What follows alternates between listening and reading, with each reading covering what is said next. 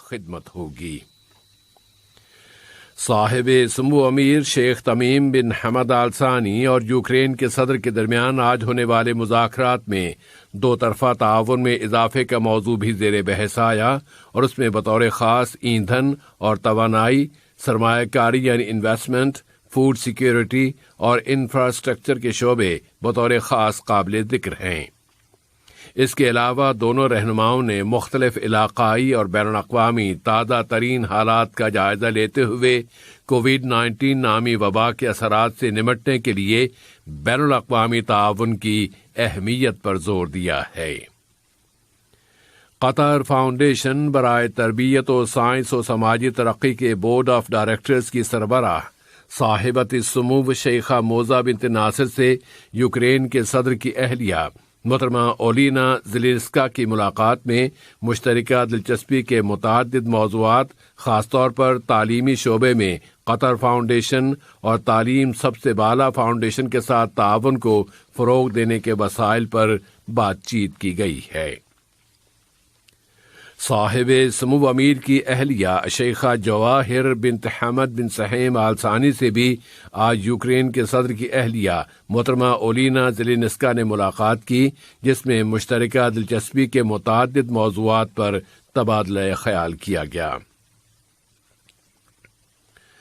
Ukraine کے صدر وولودیمیر زیلینسکی نے وزیر اعظم و وزیر داخلہ شیخ خالد بن خلیفہ بن عبدالعزیز آل ثانی سے بھی ملاقات کی ہے، جس میں دونوں ملکوں کے درمیان قائم تعلقات و تعاون کو مزید فروغ دینے پر بات چیت کی گئی۔ وزیر اعظم و وزیر داخلہ سے یوکرین کے وزیر داخلہ جناب ارسین اباکوف کی ملاقات میں مختلف شعبوں، خاص طور پر سیکیورٹی کے شعبے میں تعلقات و تعاون کو فروغ دینے کے وسائل کا جائزہ لیا گیا۔ ملاقات کے بعد وزیر اعظم و وزیر داخلہ اور یوکرین کے وزیر داخلہ نے دونوں ملکوں کی داخلہ وزارتوں کے درمیان بطور خاص جرائم کی روک تھام کے شعبے میں تعاون کی ایک مفاہمتی یادداشت اور ڈرائیونگ لائسنس کی تبدیلی کو آسان بنانے کے مشترکہ ارادوں کے اعلامیے پر دستخط کیے ہیں۔ مجلس شورا نے آج اس کے اسپیکر جناب احمد بن عبداللہ بن زید آل محمود کی صدارت میں اپنا 7 روزہ اجلاس بلایا۔ آج کے اجلاس میں ملک کے اندر صحت کی سرپرستی سے متعلقہ سروسز کو منظم کرنے کے بارے میں ایک قانونی مسودے سے متعلق سروسز اور فیکٹریز کی کمیٹی کی رپورٹ کی دوبارہ اسٹڈی کا فیصلہ کیا گیا کہ مجلس کے اسپیکر اور ممبران نے کچھ ملاحظات کے ساتھ ساتھ سوالات بھی اٹھائے ہیں۔ پھر شورا نے فیصلہ کیا کہ اس بحث کی روشنی میں تکمیلی رپورٹ تیار کر کے شورا کے اگلے اجلاس میں پیش کی جائے۔ نائب وزیر اعظم و وزیر خارجہ شیخ محمد بن عبد الرحمن آل ثانی سے جمہوریہ چاڈ کے وزیر امور خارجہ و افریقی تکامل و بین الاقوامی تعاون جناب امین ابا صدیق نے دو طرفہ تعلقات و تعاون اور موجودہ علاقائی مسائل پر بات چیت کی ہے۔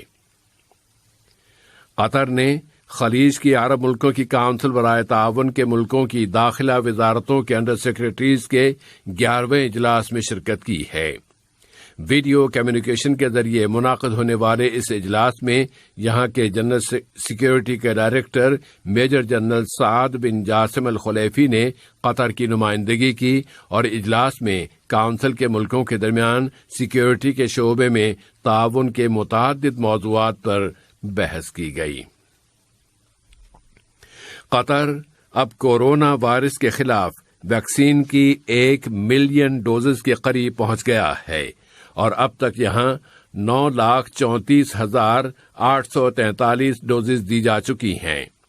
اور حمد جنرل اسپتال کے میڈیکل ڈائریکٹر ڈاکٹر یوسف المسلمانی نے کہا ہے کہ جب قطر کی 70 سے 80% آبادی ویکسین لگوا لے گی تو وہ وقت کورونا وائرس کے خاتمے کی ابتدا ہوگا۔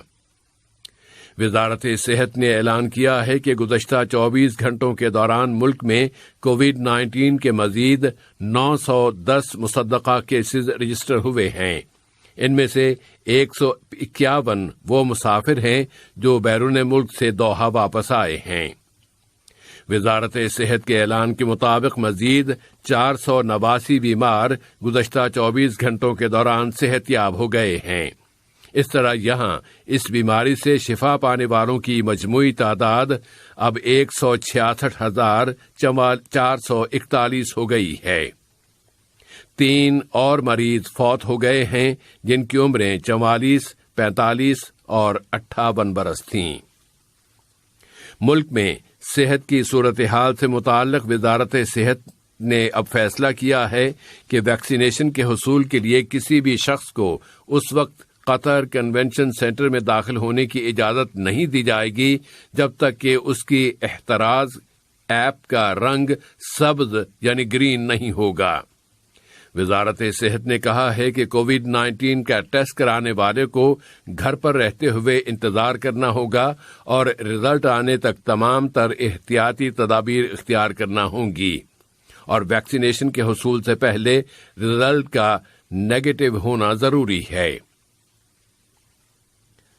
اردن کی انتظامیہ نے کہا ہے کہ سیکیورٹی کے اداروں نے شہزادہ حمزہ ابن الحسین اور کچھ دوسرے لوگوں کی ایسی سرگرمیاں نوٹ کی ہیں جن سے پتہ چلتا ہے کہ وہ اردن کی سیکیورٹی کو نقصان پہنچانے کی منصوبہ بندی کر رہے تھے۔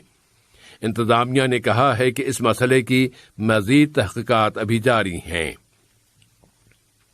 شامی علاقے ادلب کے نواح میں واقع خان شیخون میں آج سے 4 سال پہلے شامی انتظامیہ نے کیمیاوی حملے کرتے ہوئے 32 بچوں سمیت 100 اشخاص کو موت کے گھاٹ اتار دیا تھا۔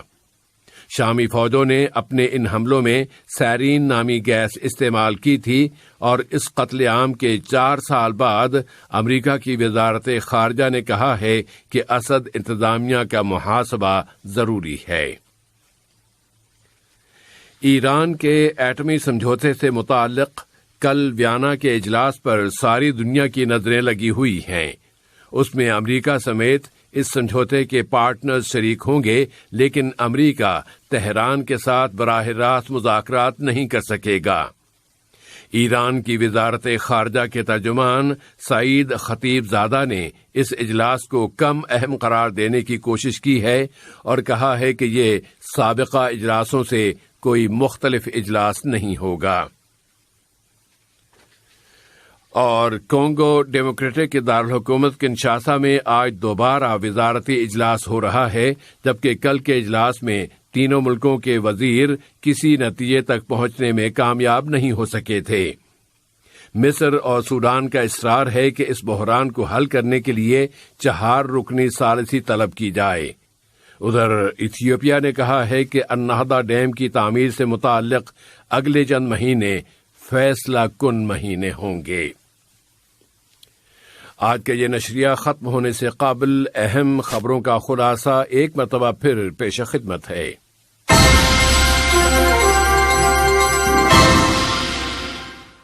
صاحب سمو امیر اور یوکرین کے صدر کے درمیان آج سرکاری مذاکرات ہوئے ہیں، اور دونوں رہنماؤں نے متعدد سمجھوتوں اور مفاہمتی یادداشتوں پر دستخطوں کی تقریب میں شرکت کی ہے۔ وزیر اعظم و وزیر داخلہ اور یوکرین کے صدر کے درمیان ملاقات میں 2 طرفہ تعلقات کے فروغ پر بات چیت کی گئی ہے۔ قطر پوری ثابت قدمی کے ساتھ آگے بڑھتے ہوئے اب کورونا کے خلاف ویکسین کی 1 ملین ڈوزز کے قریب پہنچ گیا ہے۔ اور ایران نے کل ویانا میں ہونے والے اجلاس کو کم اہم قرار دیتے ہوئے کہا ہے کہ یہ ایک عام سا اجلاس ہوگا جو سابقہ اجلاسوں سے مختلف نہیں ہوگا۔ ریڈیو قطر سے آج کا دوسرا نشریہ اپنے اختتام کو پہنچا۔ اگلا نشریہ کل صبح 9 بجے پیش کیا جائے گا۔ 107 FM